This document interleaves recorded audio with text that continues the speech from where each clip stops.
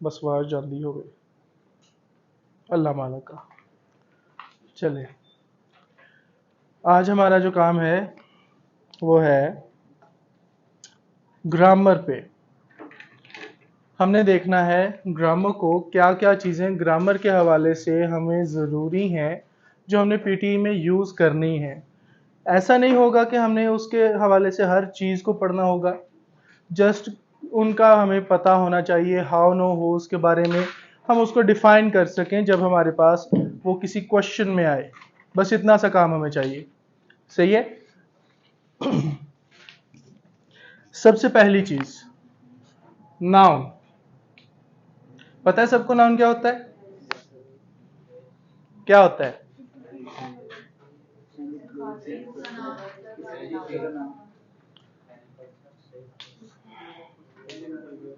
We used to say that के name of any person, place or thing is called noun.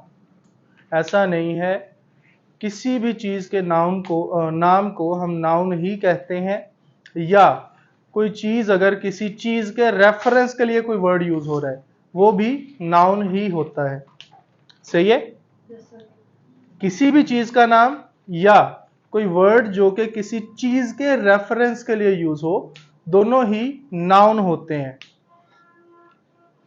जैसे space. Space क्या होता है? वहां कुछ होता है?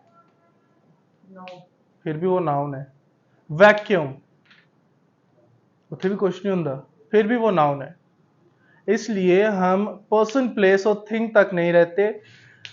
हम अब थोड़ा सा एक्सपेंड करना पड़ेगा हमें। नाउन क्या है? किसी भी चीज का नाम, कोई वर्ड जो कि हम किसी भी चीज के रेफरेंस के लिए यूज कर सकते हैं, उसको रेफर करने के लिए, पुकारने के लिए। सही है। प्रोनाउंस।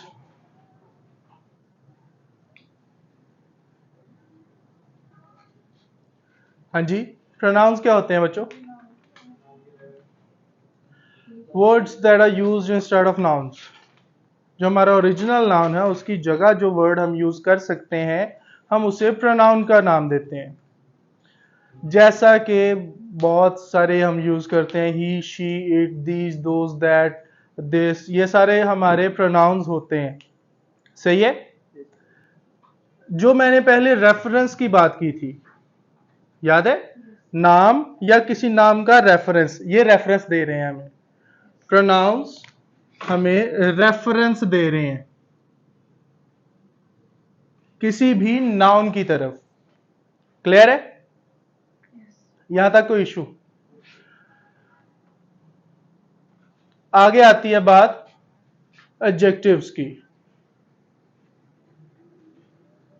एडजेक्टिव्स क्या होते हैं बच्चों? किसी भी नाउन की कोई भी क्वालिटी। हमने पहले पढ़ा हुआ है कोई भी अच्छाई या बुराई। कोई भी क्वालिटी हो सकती है, जरूरी नहीं है वो अच्छाई हो या बुराई हो किसी चीज की, कोई भी क्वालिटी हो सकती है। जैसा कि अ ब्राइट स्टूडेंट, चलिए ये तो अच्छाई में आ गया। ब्लेजिंग सन, ये ना अच्छाई है ना बुराई है, उसकी प्रॉपर्टी है जस्ट कि गर्म है सूरज, ये उसकी प्रॉपर्टी है, ना अच्छाई है ना ही बुराई है उसकी। सही है। इसमें आपके पास दो पार्ट्स होते हैं। ये टाइम है, उस टाइम को, स्पेसिफिक टाइम को हमने नाम दिया हुआ है। ये आप एडवर्ब ऑफ टाइम के तौर पे भी ले सकते हैं, आप इनको नाउन भी कह सकते हैं। इसमें ये एक तो होगा एडजेक्टिव वाला वर्ड, दूसरा उसके साथ नाउन जिसके साथ हमने एडजेक्टिव लगाया है। जहां भी आप एडजेक्टिव वाला कोई वर्ड यूज कर रहे हैं, वहां आपका एक तो एडजेक्टिव वाला वर्ड आएगा, साथ में नाउन लाजमी आएगा। क्यों? क्योंकि मीनिंग पूरा नहीं होगा उसके बगैर। जैसे हमने अभी ब्लेजिंग सन की बात की, ब्लेजिंग तपता हुआ, क्या नाउन आएगा तो हमें उसका मीनिंग पता चलेगा। सही है।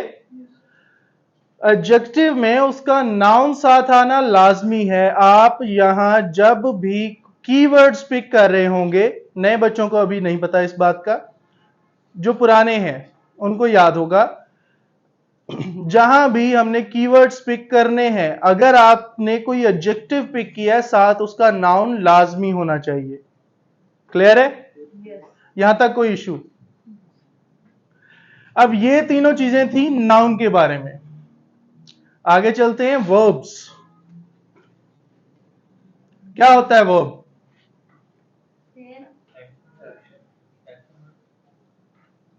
कोई भी काम, कोई भी काम हमारा वर्ब होता है। जैसे मैं अभी पढ़ा रहा हूं, मेरा यह पढ़ाना वर्ब है। आप बैठे हुए हैं, बेशक कुछ नहीं कर रहे, यू आर सिटिंग, ये सिट आपके लिए वर्ब होगा, क्योंकि ये भी काम ही है।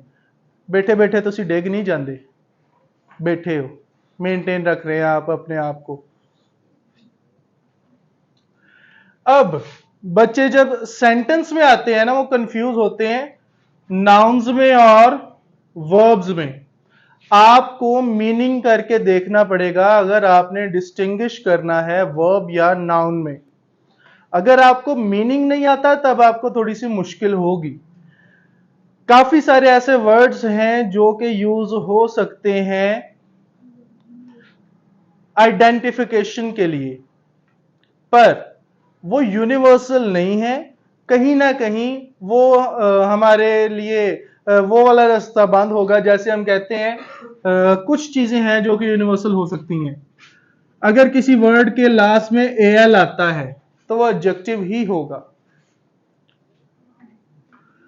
आईसी आता है अगर किसी के लास्ट में, मोस्ट चांसेस यही है कि वो एडजेक्टिव है। ऐसे नाउन के लिए एक दो चीजें हैं, जैसा कि OUS आता है तो ज्यादा चांसेस है वो नाउन है। TION आता है, ज्यादा चांसेस हैं कि वो नाउन है। पर फंक्शन, काम करना, वर्ब भी है। ये ब्लॉकेज आती है हमारे लिए कि हम हर रूल को यूनिवर्सल नहीं कह सकते।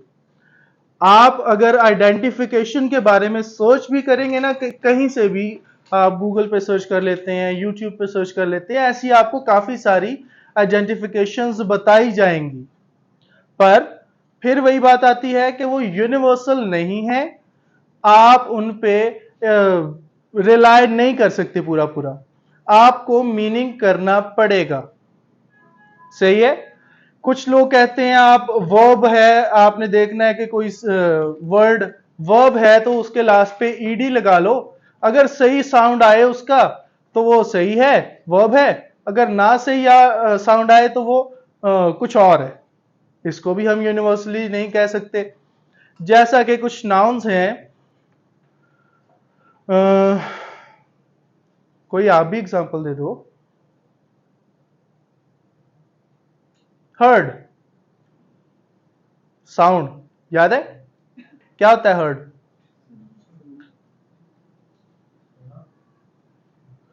जुर्मट को कहते हैं कलेक्शन, जानवरों का गौल, हर्ड, HERD। जहां आपके साउंड माइंड में ये साउंड आया हर्ड, वो ये तो ईडी वाला, वो सुनने वाला हमको ना भी याद हो, ये तो वर्ब बन गया। आप अब नाउन को वर्ब बना के बैठे होंगे। समझ आई? आप किसी भी वर्ड के साउंड पे डिपेंड नहीं कर सकते, बात कहने की ये थी। सही है? आपको मीनिंग इंडिविजुअली थोड़ा बहुत आना चाहिए। मैं ये नहीं कह रहा कि आपको हर मीनिंग वर्ड का मीनिंग पता होना चाहिए, एग्जैक्ट मीनिंग पता होना चाहिए। आपको जस्ट ये पता होना चाहिए कि यूज कैसे हो सकता है, मतलब अंदाजा हो कम से कम आपको। एग्जैक्ट मीनिंग हमारे लिए जरूरी नहीं है, आपको जस्ट अंदाजा हो ताकि आप समझ भी सकें। चलें, वर्ब कोई भी काम। सही है? एडवर्ब, एडवर्ब क्या होता है बच्चों? ऐसा वर्ड जो कि किसी भी वर्ब की इंटेंसिटी को बताए। वर्ब क्या था? काम। एडवर्ब बताएगा कैसे हो रहा है कोई काम। ही इज रनिंग, ये वर्ब है, सही है। ही इज रनिंग फास्ट, ये इंटेंसिटी बता रहे हैं। फास्ट इधर एडवर्ब है जो कि वर्ब की इंटेंसिटी को बता रहा है। रनिंग भाग रहा है, रनिंग फास्ट तेज भाग रहा है। कोई काम कैसे हो रहा है, कितनी स्पीड से हो रहा है, कितनी इंटेंसिटी उससे हो रहा है, ये सारी चीजें हमें बताएगा एडवर्ब। बच्चा लेट हो। हाँ जी, बैठो।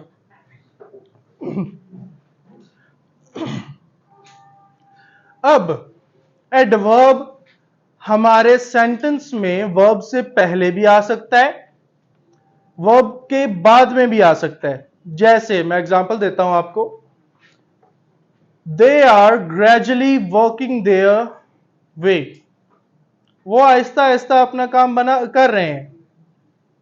और पहले जो आपको example the, they he is running fast, एक एग्जांपल में वर्ब से पहले एडवर्ब, एक में बाद में है। आएगा ये हमेशा वर्ब के साथ, पहले भी आ सकता है, बाद में भी आ सकता है, सही है। बाद में इन चीजों को हम सेंटेंस स्ट्रक्चर के हवाले से देखेंगे। एडवर्ब का पता होना चाहिए। आगे आर्टिकल,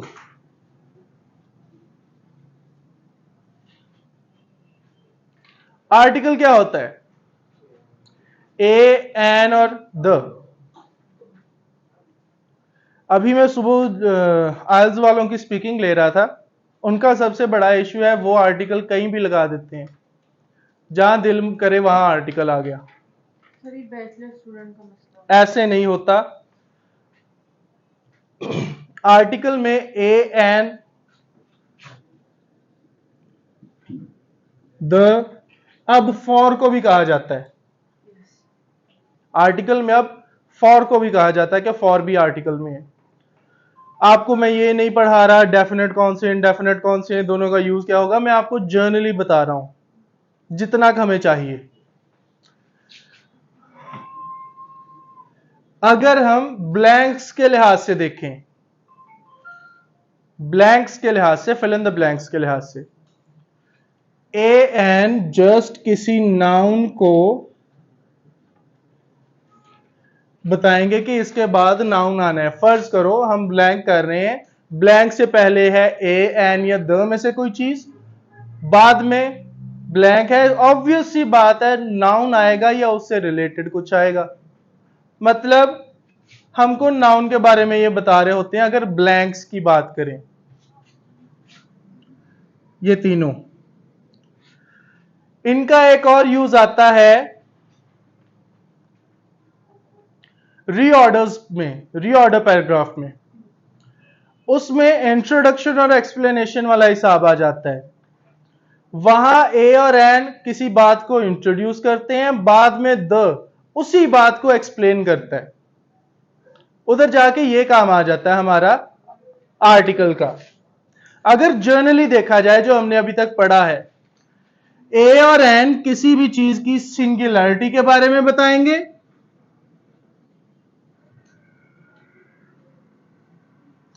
द किसी भी चीज की स्पेसिफिसिटी के बारे में बताएगा।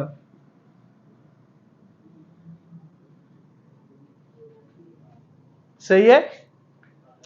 ए और एन किसी भी चीज की सिंगुलैरिटी के बारे में बताएंगे, जबकि द हमें बताएगा किसी भी चीज की स्पेसिफिसिटी के बारे में। क्लियर है? आगे अब हम बात करते हैं थोड़ा सा आगे प्रेपोजिशन की। अगर ये ब्लैंक से पहले आते हैं, तो ब्लैंक के बाद हमें नाउन देखना या ब्लैंक के अंदर नाउन लगाना। ये मैं आपको बाद में बताता हूँ, सेंटेंस स्ट्रक्चर अभी दोबारा रिपीट करना है। प्रेपोजिशन ये हमको आती हैं और काफी आती हैं fill in the blanks reading and writing में। इसमें करना क्या होता है, आप पोजीशन बताते हैं दो चीजों के हवाले से। पहली टाइम, दूसरी स्पेस। प्लेस भी आप कह सकते हैं। पहला टाइम के हवाले से पोजीशन को कैसे बताएंगे, इसके लिए तीन वर्ड्स यूज होते हैं, in, on, eight.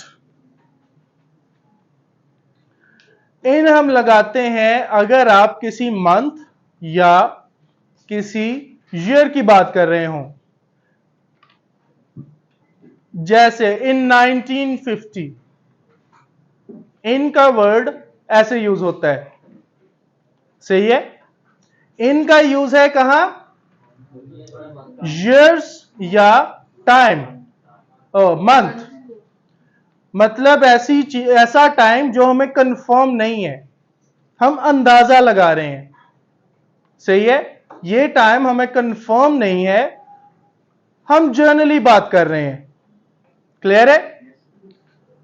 On, on use होता है डेज के लिए। अब डेज आप किसी भी मीनिंग में ले सकते हैं, जैसे on 20th of October, on 20th, एक दिन, मतलब थोड़ा सा स्पेसिफाई हो गया टाइम। या ऑन सैटरडे, ऑन थर्सडे, हम इस वे में भी यूज कर सकते हैं, पर आएगा डेज के लिए, सही है। आप लोगों ने एक ऐसे लिखा होगा, my first day of college, on that day. अब वो इसी एक दिन की बात कर रहा है, सही है। इन दैट डे नहीं आएगा, एट दैट डे नहीं आएगा। जब भी आप किसी एक दिन की बात कर रहे होंगे किसी भी वे में, जरूरी नहीं है आप डे को मेंशन करें या डेट को मेंशन करें, किसी भी वे में आप किसी एक स्पेसिफिक दिन की बात कर रहे हैं, वहां ऑन आएगा। ऑन द ग्रेजुएशन डे, ये ना डेट है ना ही डे का नाम है, पर फिर भी एक डे को स्पेसिफाई किया जा रहा है, ऑन के साथ आएगा, सही है। एट, एट का यूज होता है एग्जैक्ट टाइम बताने के लिए, जैसे एट 9 o'clock। हाँ, एक चीज इसमें आ जाएगी, हम यूज करते हैं एट नाइट, याद है। हम इन द नाइट भी यूज करते हैं। आप में से कोई बताएगा क्यों, इसका क्या लॉजिक है। पुराने बच्चों को मैंने बताया हुआ हो, नहीं बताया हुआ, नहीं बताया, आपको फाइन है। आप बड़े पुराने आ रहे हैं, आपको पता होना चाहिए था। हमने ये पहले पढ़ा, फिर दसिया,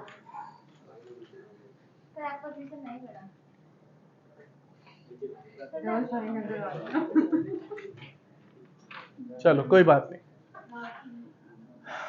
इन चले इधर से बात स्टार्ट करते हैं। आपको याद होगा एक दिन के 8 पैर होते हैं, हर पैर 3 घंटे का, ऐसे 24 घंटे बनते हैं हमारे, याद है। चलो पता चल गया। इन द नाइट, अब ये नाइट के 3 घंटों में से कभी भी, मतलब टाइम स्पेसिफाइड नहीं है, सही है।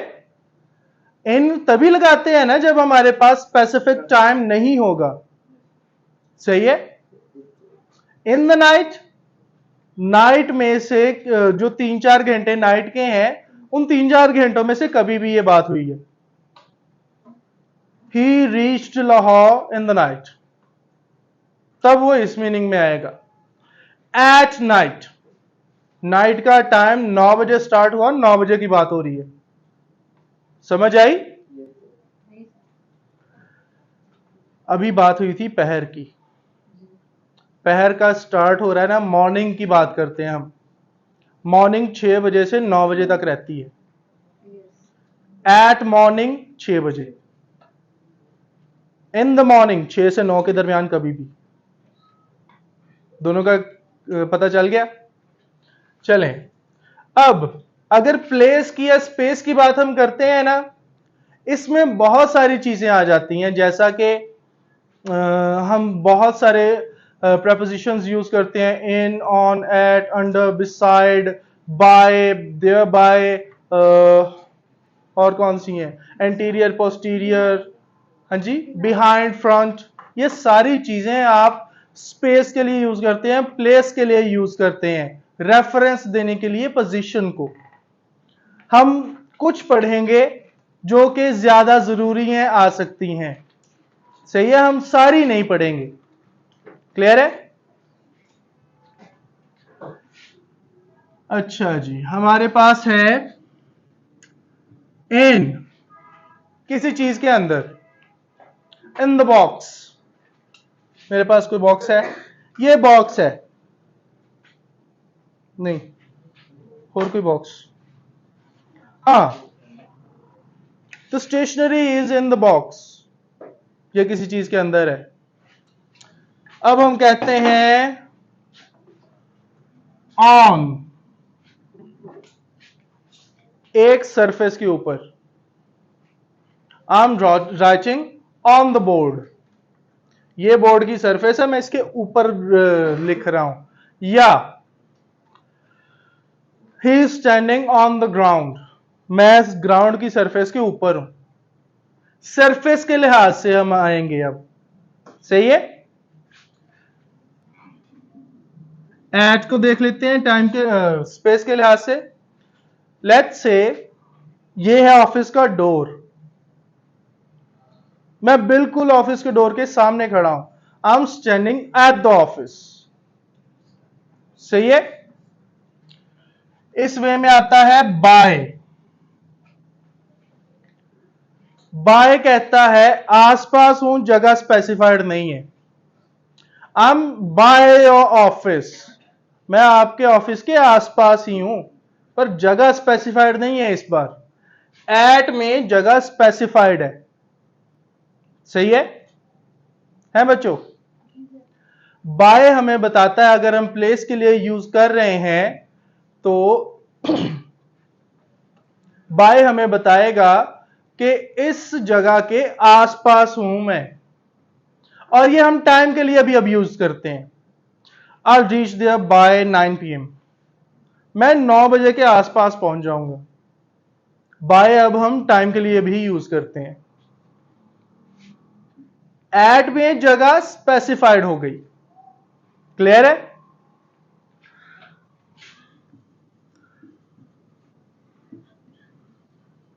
अबव और अंडर का आपको पता होना चाहिए। इसमें हमारे पास एक रेफरेंस पॉइंट होता है, कोई सरफेस होती है, इस सरफेस से नीचे या इस सरफेस से ऊपर। अबव सरफेस से ऊपर, अंडर सरफेस से नीचे, क्लियर है। और मेरे ख्याल में ज्यादा यही यूज होते हैं, आपके माइंड में कोई आ रहा हो। बीनीथ, बीनीथ भी ऐसे अंडर या बिलो वाले हिसाब में ही होता है, बीनीथ भी। ऑल दो बच्चा कनेक्टर है, वो हम नेक्स्ट टाइम पढ़ेंगे। बिसाइड साथ, बिसाइड्स अलावा, यस का डिफरेंस है सिर्फ दोनों में। और अभी के लिए इसका मेरे ख्याल इतना बहुत है। इसके अलावा एक और वीडियो हमारे वो पड़ी हुई है, वो मैं आपको लिंक सेंड कर दूंगा, वो आप थोड़ा सा डिटेल में बताया गया उधर, और कुछ और वर्ड्स हैं जिनका बताया गया है। टू और फ्रॉम का, हाँ, टू और फ्रॉम।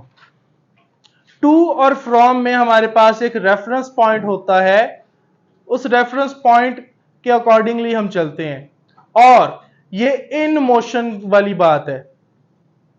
फ्रॉम मतलब मोशन में है कोई चीज आ रही है किसी जगह से, सही है।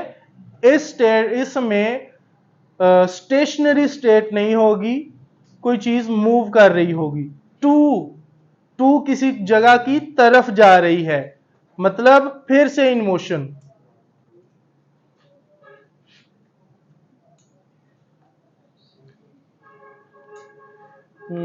हाँ, अभी इधर तक बहुत है हमारा। आगे हम चलते हैं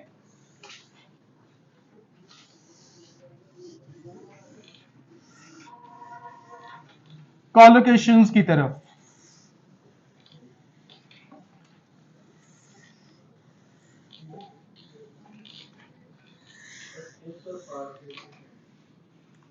सिंस और फॉर टाइम के रेफरेंस के लिए यूज होता है, और सिंस आपका कनेक्टर भी है, कंजंक्शन में भी सिंस यूज होता है। सिंस हमें बताएगा एक खास ड्यूरेशन के बारे में, कि हम इतने टाइम से रह रहे हैं इधर। We have been living here since 2017, ऐसा कर लो।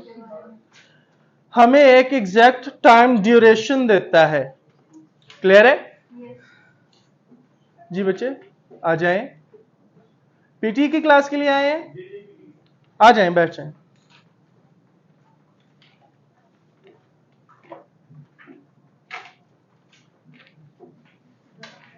जो आके कंफ्यूज करता जे। चलें, सिंस हमें बताता है एग्जैक्ट टाइम ड्यूरेशन के बारे में। याद रखना है टाइम की ड्यूरेशन को, ये एक वक्फा बात कर रहे हैं हम अब एक साइड वाले टाइम की बात नहीं कर रहे। जो बाकी टाइम था उधर हमारे पास एक रेफरेंस पॉइंट था टाइम का। जैसे हम ईयर की बात करें, इन 1950 एक हमारे पास टाइम है। सेकेंड ड्यूरेशन हमें नहीं पता कि कहां तक का टाइम। अगर हम सिंस की बात करते हैं ना, सिंस 2017 से अब तक हमारे पास दो रेफरेंस पॉइंट हैं, ड्यूरेशन है। फॉर में भी ऐसा ही है, हमारे पास ड्यूरेशन होती है पर अनआइडेंटिफाइड। जैसे वो काफी देर से यहां रह रहा है, he has been living here for, ऐसा हम यूज कर सकते हैं। फॉर अब हमें पता नहीं है कितने ड्यूरेशन से रह रहा है, पर रेफरेंस पॉइंट अभी भी दो हैं, पहले पुराना टाइम जब से रह रहा है और अब का टाइम। फॉर और सिंस में हमारे पास रेफरेंस पॉइंट दो होते हैं, ड्यूरेशन होती है। बाकी में हमारे पास एक रेफरेंस पॉइंट था। हाँ जी, एक मिनट बताता हूं मैं। 2017 से अब तक दो रेफरेंस पॉइंट, इनके दरमियान में डिस्टेंस सिंस ड्यूरेशन है ये एक। दूसरा इन, एट और ऑन पे आप कंफ्यूज हो रहे हैं, ऐसे ही है। सर नहीं, हम जो ना फॉर यूज करते हैं मोस्टली दिन, माह, साल और घंटे। फॉर हाँ, इनमें ना वो स्पेसिफाइड टाइम नहीं होता कि मतलब क्यों ईयर्स के लिए, कि वो कुछ सालों से यहाँ रह रहा है, तो कुछ सालों से। पर इधर स्पेसिफाई हो गया, हमें पता है कितने सालों से, 17 से 23, 6 साल है। सेंस में हमें टाइम का एग्जैक्ट पता होता है कितना है, फॉर में हमें एग्जैक्ट का नहीं पता। तो ये हमारा है, हाँ, ये हमें क्लियर है। हाँ, आपने बताई कौन सी गड़बड़ की सर? मैं इन, ऑन, एट का भी साथ में बता रहा हूं। इन 1947 या हमारे पास रेफरेंस पॉइंट 8 है, एक है। अगले टाइम का हमें नहीं पता, हमने जस्ट इसको डिस्कस करना है। इधर हमारे पास दो रेफरेंस पॉइंट हैं, ये बता रहा था मैं। अब he moved here dash 2017 for since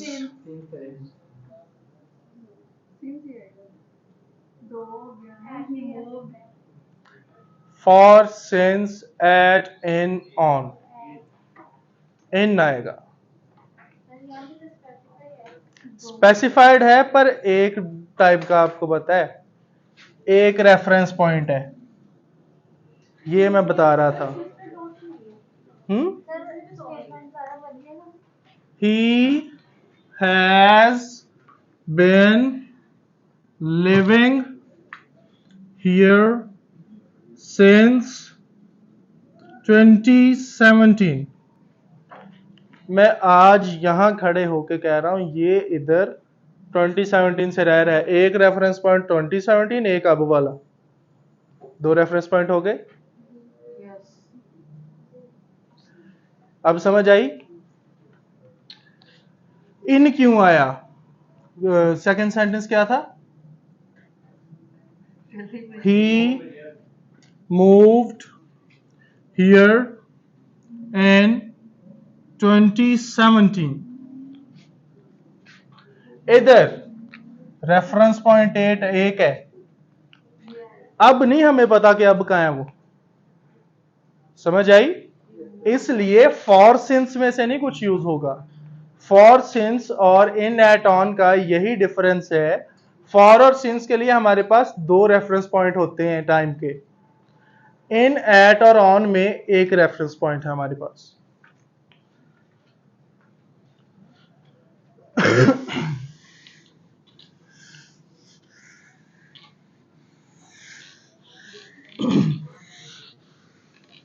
अब हम बात करते हैं इनकी सेंटेंस स्ट्रक्चर के हवाले से।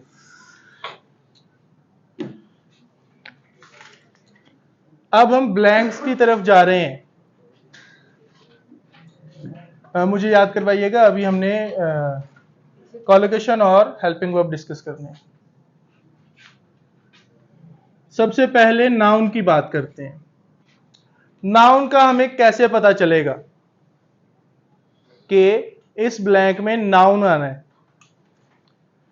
अगर हमारे पास कोई ऐसी कंडीशन हो, अ डैश फुल स्टॉप या फिर कॉमा, ए के बाद डैश है। आपको याद है सेंटेंस स्ट्रक्चर हमने पढ़ा था, आर्टिकल के बाद क्या क्या आ सकता है? नाउन या एडजेक्टिव। सही है। अब नाउन या एडजेक्टिव में से कुछ आना है, ऐसे ही है। पर एक और भी बात हमने की थी, सबसे पहले तीन चीजें पूरी करनी, नाउन वर्ब नाउन। इसमें एडजेक्टिव है, मतलब एडजेक्टिव ना भी हो हमारा काम चलता है। अगर आपके पास ऐसी कंडीशन आए कि आपको नाउन और एडजेक्टिव में से चूज करना पड़े, नाउन। सही है बच्चों?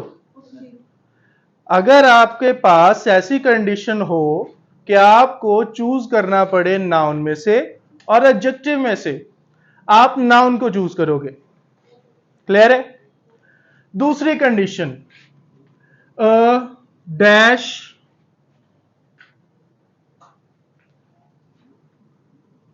नहीं,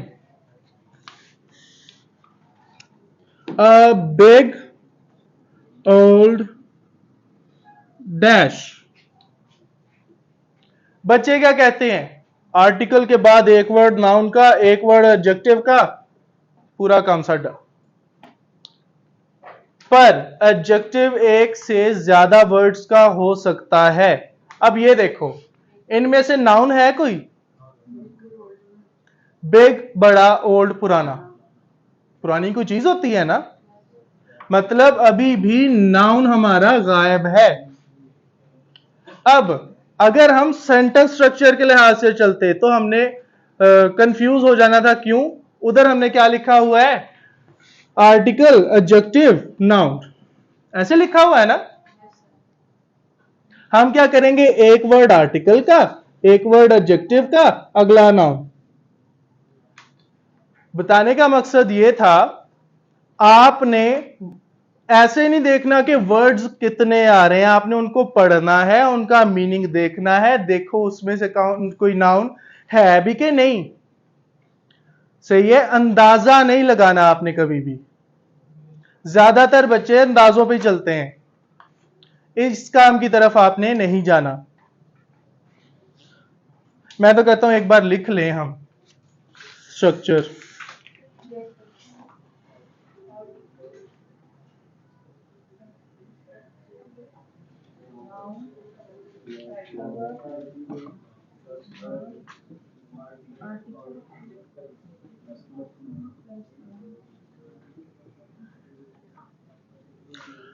इधर और इधर एडवर्ब आ सकता है।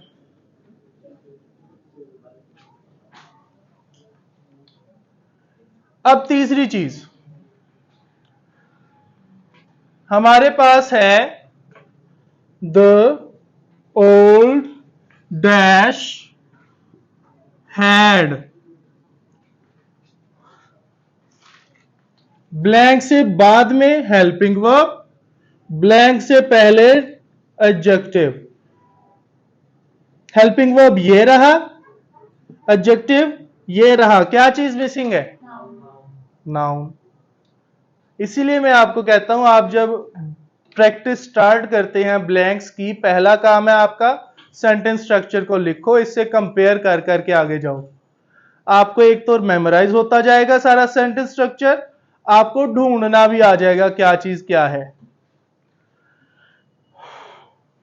नाउन का तो ऐसे पता चल जाएगा, ब्लैंक से बाद में देखो, ब्लैंक के पहले देखो क्या क्या चीज है, सीधा सीधा आपका नाउन आ जाएगा।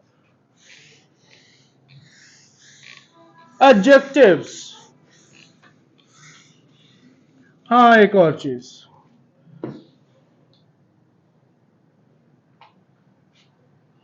इट डैश क्या आएगा,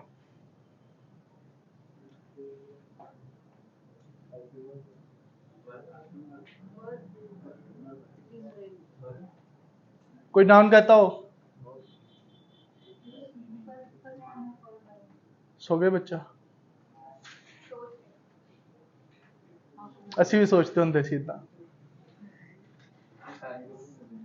ਇੱਕ ਜ਼ਿਆਦਾ ਹੈਗਾ ਸਾਡੇ ਕੋਲ ਵਰਬ ਵਾਲਾ ਵੀ, ਨਾउन वाला भी, कहा क्या आप ही नाउन है, नाउन ही है। प्रोनाउन की बात हुई थी, he she it this those, it noun pronoun है।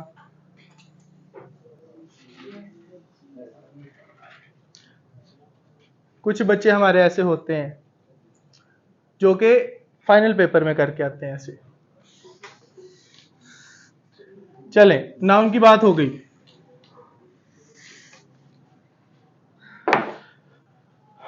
एडजेक्टिव्स आपने देखना है फिर से, ब्लैंक से पहले क्या है, ब्लैंक के बाद में क्या है।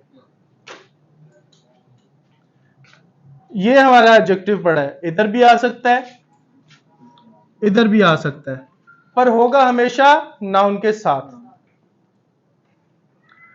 मतलब आपने ब्लैंक के बाद ढूंढना है नाउन। अगर ब्लैंक के बाद नाउन है एडजेक्टिव आएगा, अगर ब्लैंक के बाद नाउन नहीं है तो फिर नाउन आएगा। ब्लैंक के बाद अगर नाउन है तो एडजेक्टिव है, ब्लैंक के बाद अगर नाउन नहीं है मतलब हमने चूज करना है नाउन और एडजेक्टिव में से क्या लगाएंगे, अगला वर्ब का तो सीधा सीधा पता है, आपने हेल्पिंग वर्ब को ढूंढना है। हेल्पिंग वर्ब आपको मिल जाएगा, उसके फौरन बाद देखो क्या चीज आ रही है, या ब्लैंक से पहले अगर आ जाए आपके पास हेल्पिंग वर्ब इज डैश, हाँ ये फंस गए, क्या आएगा,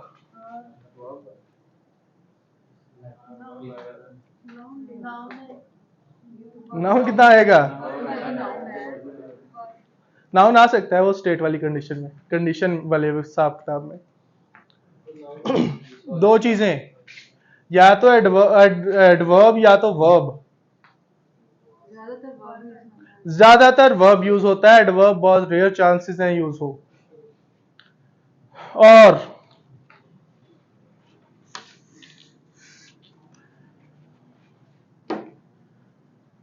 चले एक हम सेंटेंस लिखते हैं,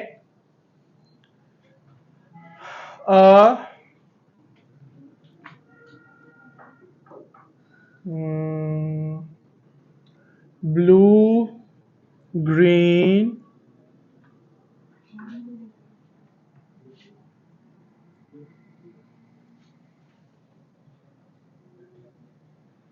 आप अपने को लिखना ना, blue green fox was trying hard to jump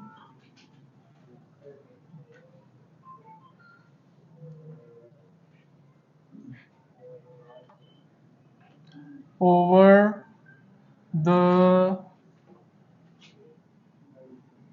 tall barrier.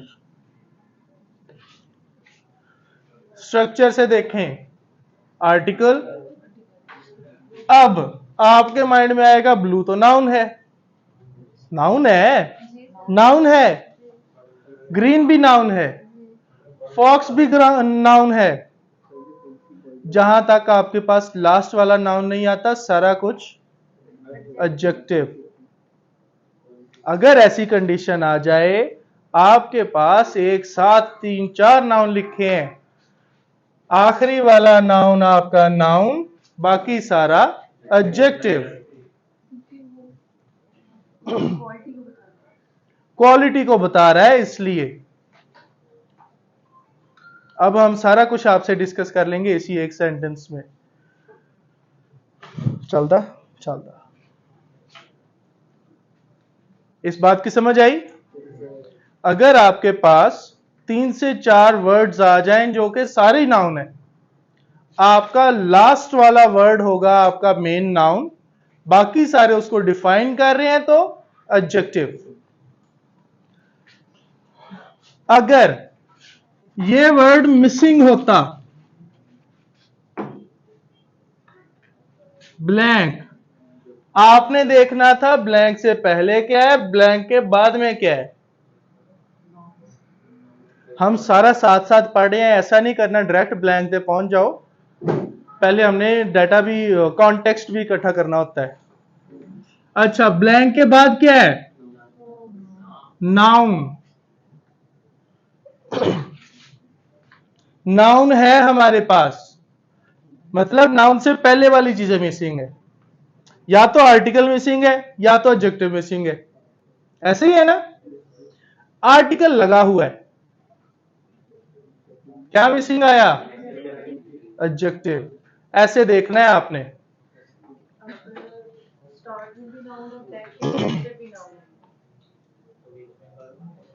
हाँ,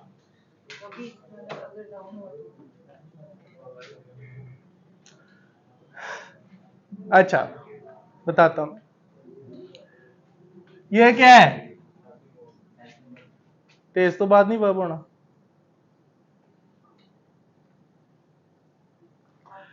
नाउन वर्ब नाउन वाला मसला तब बनता है जब आपके पास आगे कुछ दिया ही ना हो, आप उस वे में ले रहे हैं कि ना सीधा हमजा, हमजा ही है ना, हाँ, आप उस वे में ले रहे हैं। अगर आपके पास सेंटेंस के आगे कुछ दिया ही नहीं है, फिर वो हिसाब होता है। सही है, चलें। सबसे ज्यादा कंडीशन जो हमें तंग करती है वो होती है ये वाली,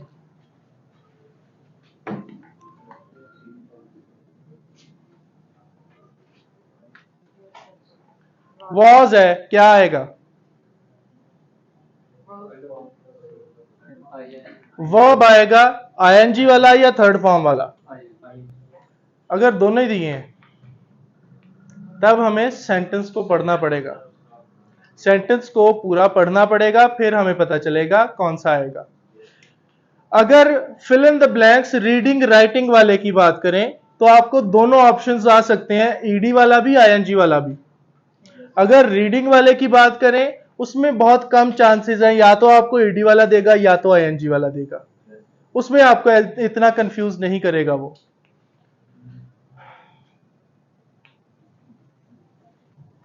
अगर इधर ब्लैंक हो क्या आएगा? First form of verb. क्यों? टू आया है, ये हमने आपको बताया हुआ है। जब हम रूल्स पढ़ रहे थे तब ये बात हुई थी, टू के बाद फर्स्ट फॉर्म ऑफ वर्ब आती है। और हाँ जी,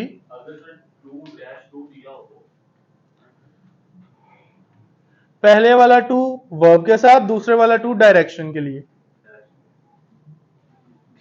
फ्रॉम और टू वाला, I am travelling to Lahore, वो डायरेक्शन वाला है।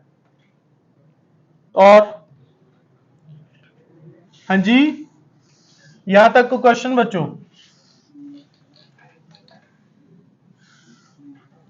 तकरीबन सारे सिनेरियोज हमने डिस्कस कर लिए हैं।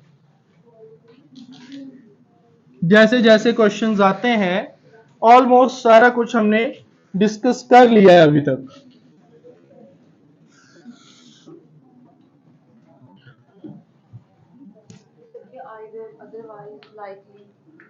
ये कंजंक्शंस का पार्ट है।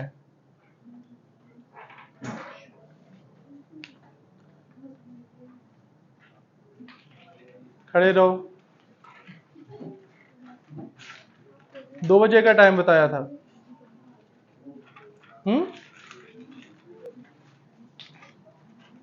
आपकी क्लास वाले सारे आए हुए हैं ना?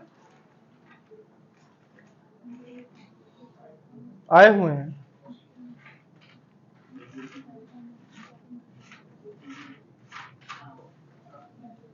टाइम का ध्यान रखा करो बच्चे, बैठ जाओ। हेल्पिंग वर्ब्स की बात करते हैं।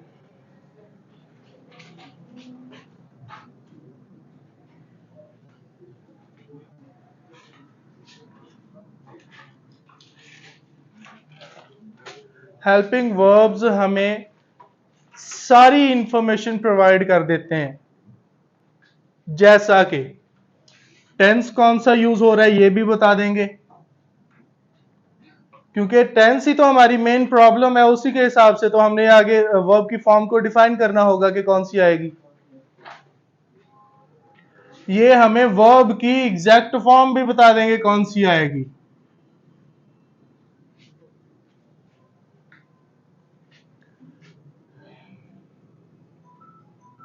यही 2 चीजें हमें चाहिए जब हमने वर्ब को चूज करना है। इज, आर, एम, वॉज, वर का तो हमें पता है। इनके बाद 2 कंडीशंस जो ज्यादा यूज होती हैं, या तो आईएनजी आएगा या तो थर्ड फॉर्म आएगी। आईएनजी एक्टिव वॉइस में, थर्ड फॉर्म पैसिव वॉइस में। एक्टिव पैसिव वॉइस का हमने हिसाब लगाना होता है सब्जेक्ट और ऑब्जेक्ट की पोजीशन के हिसाब से। सब्जेक्ट और ऑब्जेक्ट में क्या डिफरेंस है दोनों नाउन्स। सब्जेक्ट और ऑब्जेक्ट में डिफरेंस क्या है, कौन बताएगा?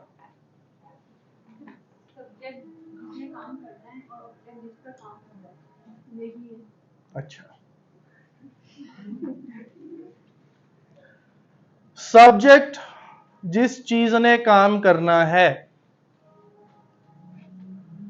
ऑब्जेक्ट जिस चीज पे काम होना है। मैं चाय पी रहा हूं, मैं चाय पे काम कर रहा हूं, ऐसे ही। अगर इसको उल्टा कर दें, चाय मुझसे पी जा रही है, चाय मुझे पी सकती है? अब ये पैसिव है।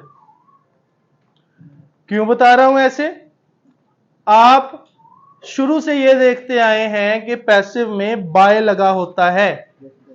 इधर आपको वो बाय बहुत कम चांस देंगे, आपको ऐसे ही कंफ्यूज करते हैं वो। बाय के अलावा फॉर, टू और इन भी यूज हो जाता है कभी कभार। थर्ड फॉर्म होगी, वही तो हमने देखनी है कि क्या लगेगा। बाय के अलावा भी कुछ वर्ड्स यूज हो सकते हैं जिसमें हम कंफ्यूज हो जाते हैं कि बाय तो नहीं लगा, ये अब एक्टिव वॉइस है, हमारे माइंड में यही बात आती है, इसलिए आपको कह रहा हूं आपने ऑब्जेक्ट और सब्जेक्ट की पोजीशन को देखना है। आप लाइन पढ़ रहे हैं, आपको एक दो नाउन मिल गए, दोनों नाउन्स को कंपेयर करके देखो। जैसे टी और ही है, ही पहले आया कि टी पहले आया? अगर ही पहले आया एक्टिव वॉइस है, अगर टी पहले आया तो पैसिव वॉइस है, क्योंकि टी ही पे काम नहीं कर सकती ना। सही है। आपने सब्जेक्ट ऑब्जेक्ट की पोजीशन को कंपेयर करना होता है। एक्टिव पैसिव का समझ आ गया? अच्छा, is, am, are, was, were. Is आता है सिंगुलर नाउन के साथ, याद है? ही, शी, इट या कोई भी सिंगुलर नाउन होगा, इज आएगा। एम आएगा जस्ट आई के साथ।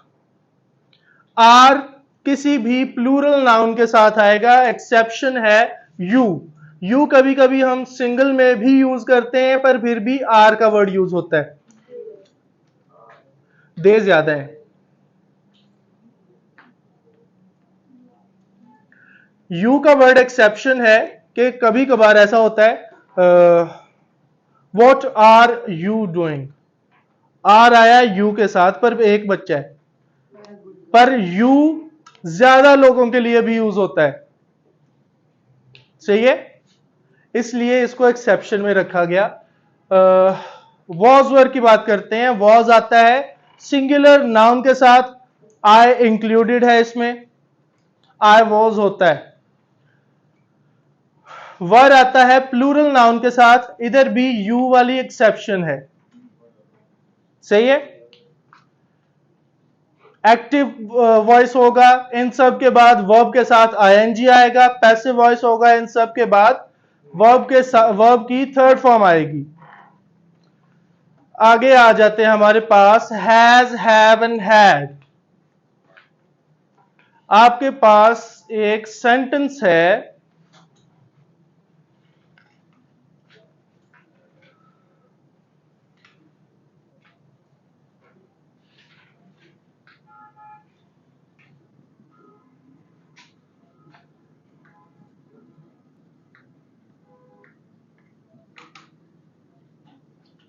सही है कि गलत?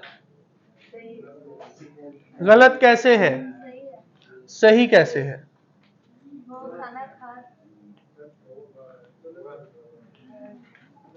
हाँ जी, कौन कौन कहता है गलत है? हाथ उठाओ। एक बच्चा, दो बच्चे। कौन कौन कहता है सही है? फिर भी 3 बच्चे तो बाकी लोग आप लोगों के साबुन स्लो हैं?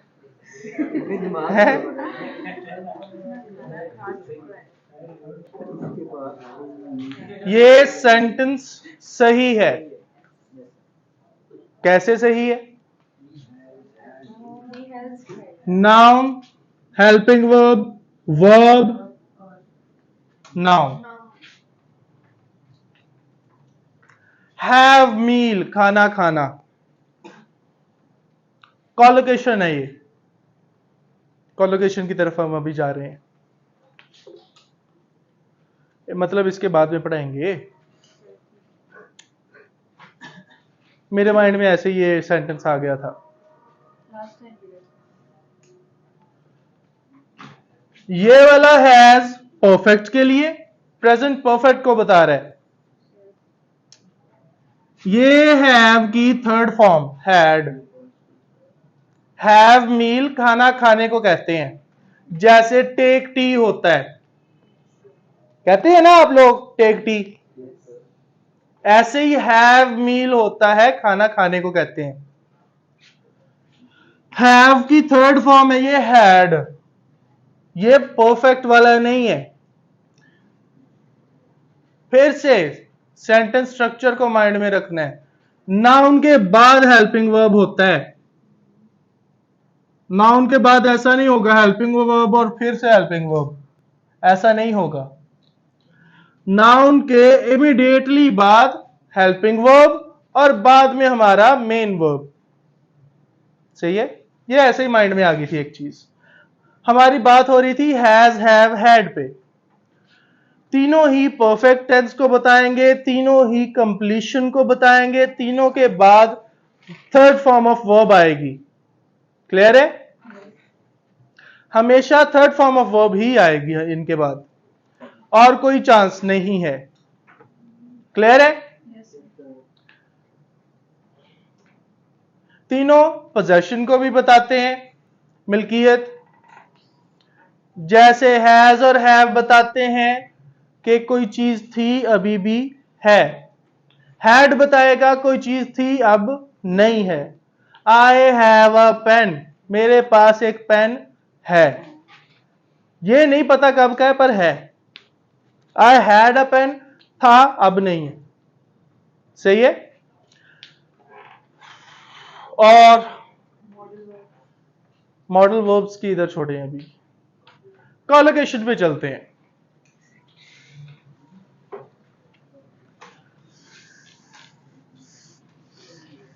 कॉलोकेशन की भी वीडियो मैं अटैच कर दूंगा, आपको दे दूंगा।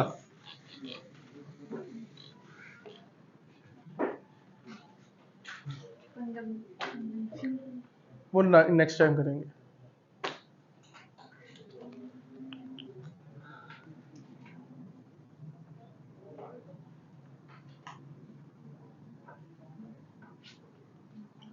कोलोकेशंस, कोलोकेशन, एक साथ यूज होने वाले, एक ही लोकेशन पे यूज होने वाले वर्ड्स, दो या दो से ज्यादा वर्ड्स जो कि हमेशा एक साथ आते हैं। जैसे अभी बात हुई थी have a meal, have a meal, take tea, ये दोनों कॉलोकेशंस ही हैं, हमेशा ये एक साथ ही आएंगे। जैसे मैं लिख देता हूं, for example, he is going to dash the meal at his place. Options है हमारे पास, ईट,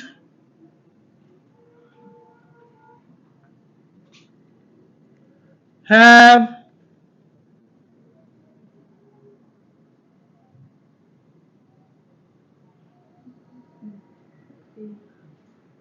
हाँ टेक, नहीं, हाँ टेक आ सकता है। क्या आएगा?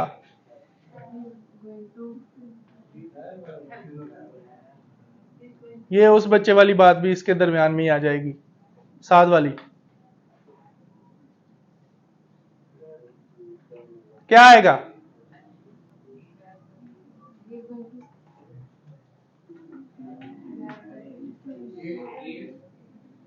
क्यों? अभी मैं बता के हटा हूं, कॉलोकेशन है have the meal, have a meal, have आएगा।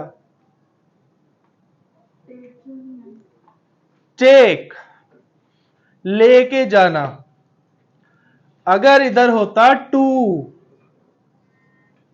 टेक टू होता है। अगर इधर टू होता तो फिर आ जाना था टेक।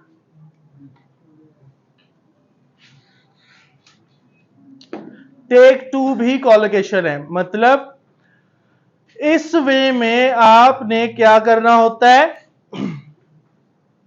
अगर आपको लग रहा है दो या तीन एमसीक्यूज बनते हैं अकॉर्डिंग टू ग्रामर, फिर एंड पे आपने देखनी है कॉलोकेशन।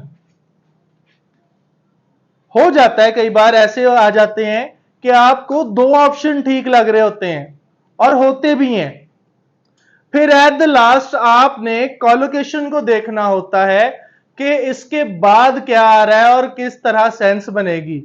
ईट द मील आपने सुना है कभी? ईट द फूड होता है, ईट फूड होता है, हैव मील होता है। सही है? ये कॉलोकेशंस हैं। मेरे ख्याल में आज के लिए इतना बहुत है।